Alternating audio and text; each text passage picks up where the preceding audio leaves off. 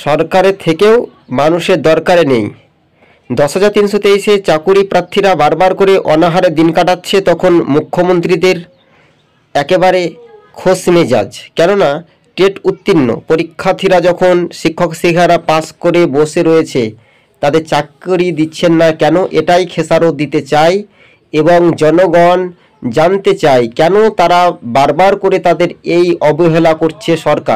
সরকার কি তাদের ভোট নেয়নি? ভোটের সময় অনেকটাই টালবাহানা চলে। এই টালবাহানার খেসারত কিন্তু মন্ত্রী রতনলাল নাথকেও দিতে হবে আগামী দিন। তাই কথাতে বলে, পাপ কারো বাপের খাতির রাখে না। এই মুহূর্তে যে রাজনৈতিক সমীকরণ সবচাইতে উল্লেখযোগ্য, টেট উত্তীর্ণ অর্থাৎ যে পরীক্ষার্থীরা তারা পাস করে বসে রয়েছে, তারা পাস রয়েছে, তবে চাকুরি কোন স্কুলে তারা নিয়োগ হবে সেটাই কিন্তু মর্যাদা না দিয়ে তাদেরকে অসম্মান করানো হচ্ছে এবং বিজেপি সরকার নিজের গাফলতিতে চেষ্টা করছে, তারা নিজের হাতে আইনটা তুলে নিতে বাধ্য হচ্ছে।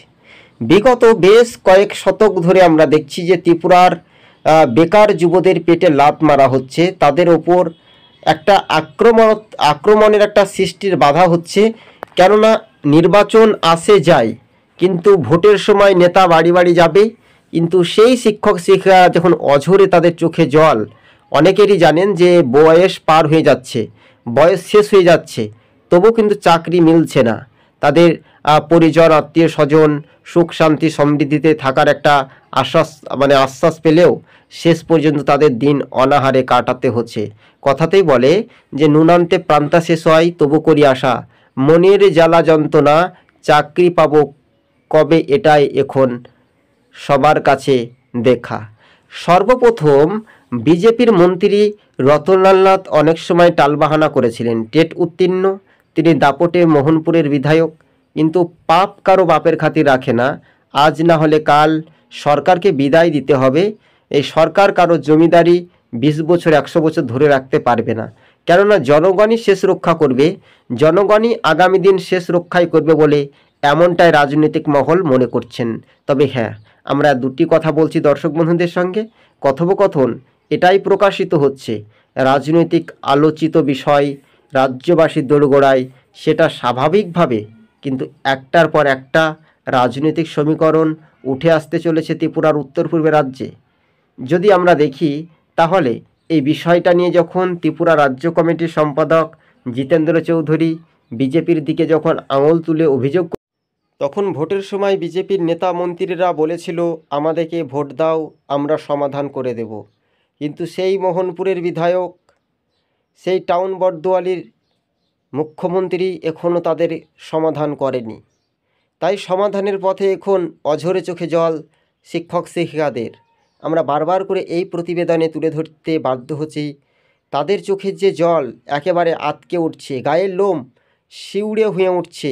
একেবারে উদ্দীপনায় সেই 10,323-এর শিক্ষক শিক্ষিকাদের পাশে কিন্তু সরকার নেই। সরকার থাকবে, আগামী লোকসভা ভোট আসছে বছর গড়লেই, তখন একটা উস্কানিমূলক বলবে যে আমরা পাশে রয়েছি, তোমাদেরকে চাকরি দেব, তোমরা ভোটটা দিয়ে দাও। সেই কারণ মোতাবেক অনুসারে মানুষও ত্রিপুরা জনগণ ভয়ভীত দেখিয়ে ত্রিপুরাতে 2টি আসনই বিজেপিকে জয় করাবে, এটাই সাফল্য। কিন্তু রাজ্যের একটা অযোগ্য স্বয়ং যে সরকার চলছে, সেটা কিন্তু বাস্তবের সঙ্গে কোনো মিল থাকবে আদতে, এটাই শুধু দেখার বিষয় রয়েছে।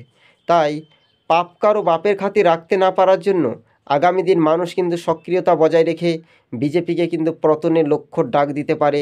সময়সীমা বলবে, আগামী দিন রাজ্য রাজনীতির সমীকরণটা বদল হতে পারে ত্রিপুরার। কেননা বিজেপির নেতা মন্ত্রীরা যখন একের পর এক মণ্ডল নেতাদের যখন চাকুরি হচ্ছে বা অন্যত্তরে, তখন এই মন্ত্রীদের এখন কোথায় এখন দাঁড়াবে ভবিষ্যৎ, সেটা এখন পর্যবেক্ষকভাবে মনে করানো হবে। রাজনৈতিক মহলে সব জল্পনা কল্পনার অবসান ঘটিয়ে বিজেপিকে এবার পাপের ভোগে মাসুল পেতে হবে বলে এমনটাই মনে করছেন রাজনৈতিক মহল। রাজ্যবাসীর দোরগোড়ায় ব্যাপক অংশের মানুষজন বিজেপি সরকারকে কিন্তু চাইনি। বিরোধী ভোটটা ভাগ বসিয়ে বিজেপি একটা ক্ষমতা এসেছিল, কিন্তু সেই মন্ত্রী রতনলাল নাথ, তিনি কতদিন রাজনীতির সময়সীমা থাকে এটাই এখন পর্যবেক্ষক বলছে। 24-এ দিল্লির মসনদ ক্ষমতা হাতছাড়া হলে 10,323-এ চাকুরির সমাধান হবে কি, এটাও বাস্তবে একটা সত্যি ঘটনা। মহামান্য আদালত থেকে মহামান্য আইনজীবীদের কথায় কতটা উজ্জীবিত হবে টেট উত্তীর্ণ পরীক্ষার্থীরা। এটাই এখন বাস্তবে মন্ত্রী এবং বিজেপির নেতারা অনেক সময় তারা বলে যে চাকুরির সমাধান, চাকুরি দিলে ভালো হয়, মানুষের কাজকর্ম তাদের উন্নয়নে নাকি এগিয়ে রয়েছে, পিছিয়ে নেই। তা সব কিছু নিয়েই মন্ত্রীদের মধ্যে একটা গাফলতির চাপ সৃষ্টি হয়, এবং সেই গাফলতির চাপ সৃষ্টি যদি তাদের আগামী দিন যদি সক্রিয়তা বজায় রেখে যদি কাজ হয়, তাহলে কিন্তু তারা বলবে যে আমরা মানুষকে অনেক কিছু দিয়েছি, আসলে কিন্তু পোকা পাকেই পড়ে। তাই পাপ কারো বাপের খাতির রাখে না, এটা স্বাভাবিকভাবে যে সত্য ঘটনা সেটাই সত্য, যে বাস্তবে সেটা বাস্তব। কিন্তু রাজ্যবাসীর দোরগোড়ায় সেটা কত দূর শক্তি এগিয়ে টানবে মন্ত্রী রতনলাল নাথ, তাদের ওপর কিন্তু একটা নির্ভরশীল করছে বলে মনে করা হতে পারে। এটাই বাস্তবে রাজনৈতিক সমীকরণের মানচিত্র, সেটা এখন দেখার বিষয় রয়েছে। 10,323 চাকুরি প্রার্থীরা মন্ত্রীকে বলেও একেবারে বুড়িয়ে বয়স হয়ে যাবে, তবুও চাকরি মিলবে না। আর চাকরি মিলবে কখন? বিজেপির সাপোর্টে কথা বলতে হবে, বিজেপির ভোট প্রচারে যেতে হবে, বিজেপি তখন একটা ভিতর থেকে ঘুষি মারার চেষ্টা করবে। আমরা অনেক সময় অতীত বর্তমান ভবিষ্যতে দেখেছিলাম যে বিজেপি অনেক সময় টালবাহানা করে, সেই সময় সীমাটা তারা কিন্তু একটা উজ্জীবিত, সেটা কিন্তু বাস্তবে কতদূর মিল থাকবে তাদের ওপর কিন্তু একটা নির্ভরশীল হতে পারে বলে এমনটাই রাজনৈতিক মহল একটা আলাপ আলোচনা করছে।